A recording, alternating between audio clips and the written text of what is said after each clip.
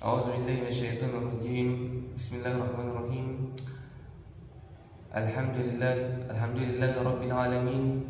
Allahumma salli ala Sayyidina Muhammad wa ala ali Sayyidina Muhammad.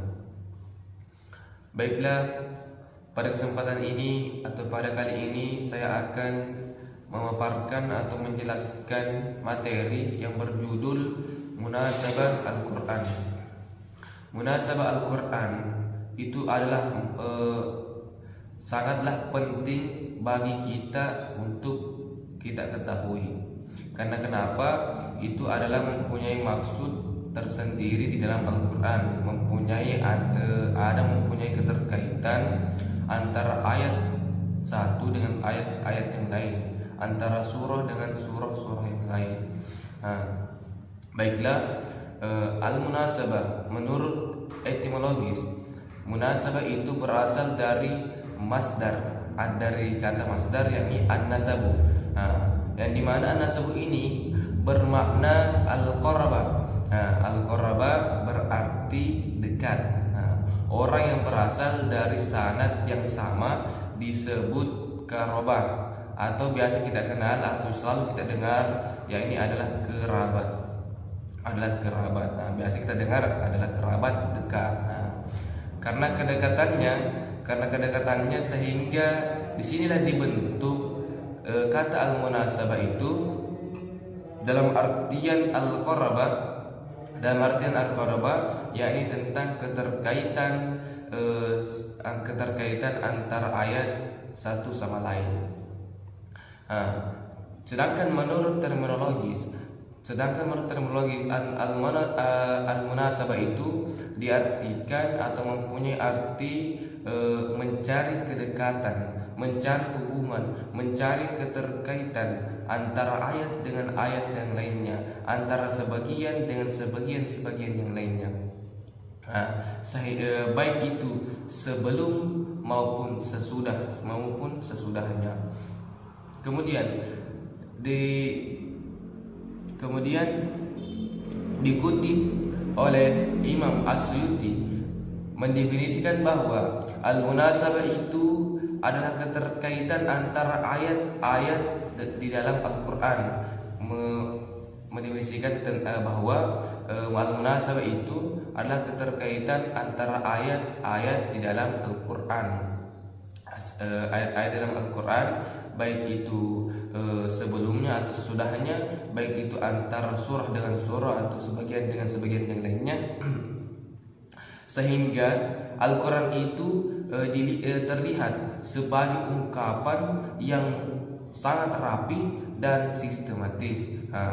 Maka kita harus memuliakan yang namanya Al-Quran, karena Al-Quran itu adalah kalam Allah yang sangat mulia.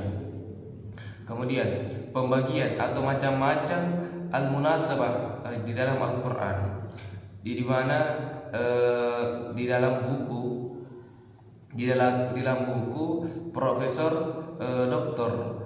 Haji Yunahar Ilyas LCMA, di dalam bukunya itu yang berjudul Kuliah Ulumul Quran. Di dalam bukunya itu terbagi atas 5. Yang pertama itu adalah keterkaitan antara kalimat dengan kalimat di dalam suatu ayat. Contohnya bagaimana? Contohnya itu seperti dalam surah Al-Fatihah yang berbunyi Bismillahirrahmanirrahim. Alhamdulillah ini mempunyai arti segala puji bagi Allah. Kemudian dijelaskan sifatnya dalam kalimat berikutnya, yang dimana yakni adalah Rabbil Alamin.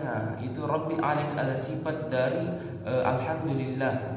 Rabbil Alamin, Tuhan semesta alam. Maka dari itu Alhamdulillahi Rabbil Alamin, segala puji bagi Allah, Tuhan semesta alam.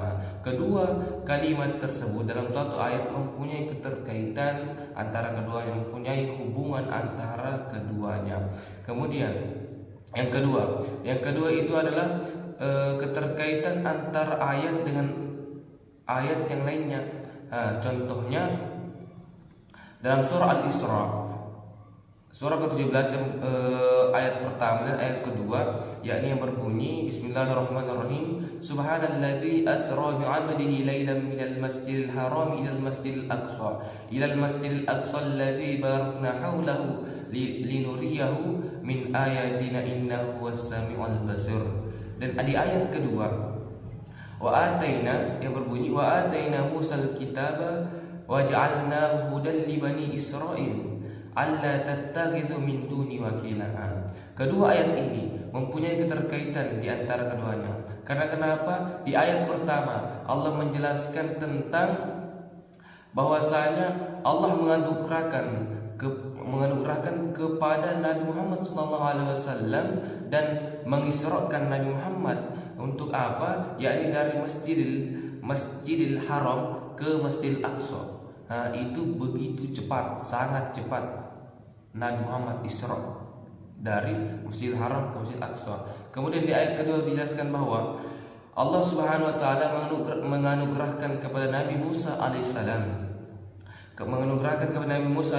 dan mengisrakan Nabi Musa dari Mesir sampai ke negeri yang dicintai oleh Allah, negeri yang diberkahi oleh Allah, yakni Palestina. Begitu sangat lama. Kedua ayat ini mempunyai keterkaitan, mempunyai hubungan, dan di mana di ayat pertama bahwasanya Nabi Muhammad itu begitu cepat untuk Isra, sedangkan Nabi Musa itu sangat atau lama untuk Isra. Itu mempunyai kedua ayat itu mempunyai keterkaitan, mempunyai hubungan dan mempunyai kedekatan. Kemudian yang ketiga keterkaitan antara kelompok ayat dengan kelompok ayat yang lainnya, yang dimana itu seperti dalam surah Al-Baqarah ayat 1 sampai 20. Di mana Allah menjelaskan di awal surahnya tentang kebenaran dan fungsi-fungsi Al-Quran diperuntukkan kepada orang-orang yang bertakwa. Kemudian apa? Kemudian Allah membagi atas tiga kelompok manusia. Di kelompok pertama, the first person, kelompok pertama manusia itu adalah kelompok orang-orang yang mukmin. Kelompok orang-orang mukmin ini dijelaskan dalam surah Al-Baqarah ayat 1 sampai 5. Kemudian yang kedua, the second person, kelompok kedua manusia itu adalah orang-orang yang kafir. Orang-orang kafir ini dijelaskan dalam surah Al-Baqarah ayat 6 sampai 7. Kemudian yang ketiga, the third person atau kelompok manusia yang ketiga itu adalah orang-orang yang musyrik, dijelaskan dalam surah Al-Baqarah pada ayat 8 sampai 20. Itulah tadi keterkaitan antara kelompok ayat dengan kelompok ayat sebelumnya, di mana Allah membagi ada tiga kelompok ayat. Ada yang pertama orang-orang mukmin, yang kedua adalah orang yang kafir, dan yang ketiga adalah orang-orang yang musyrik. Di mana ketiga ini mempunyai keterkaitan, mempunyai hubungan. Dan yang keempat adalah keterkaitan antara awal surah dengan akhir surah. Di mana di sini ada dua surah. Yang pertama awal surah Muhammad dan akhir surah Al-Ahqaf. Awal surah Muhammad yang berbunyi, yang artinya itu adalah yaitu orang-orang yang kafir dan menghalang-halangi dari jalan Allah. Allah menghapus segala amal-amal mereka. Kemudian akhir surah Al-Ahqaf yang berbunyi, yakni adalah pada hari mereka melihat Ahzab yang diancamkan kepada mereka merasa seolah-olah tidak tinggal di dunia, melainkan merasakan sesaat pada siang hari. Inilah ujian yang tepat bagi mereka dan tidak dibinasakan bagi kaum yang kecuali